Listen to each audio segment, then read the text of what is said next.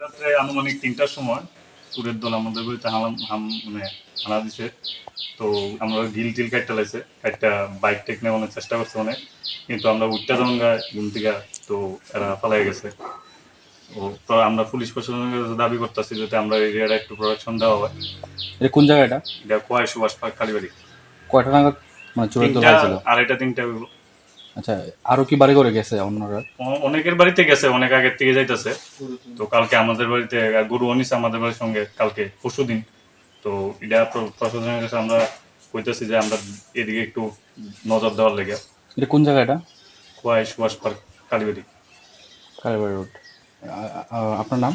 Shubhankar Pal.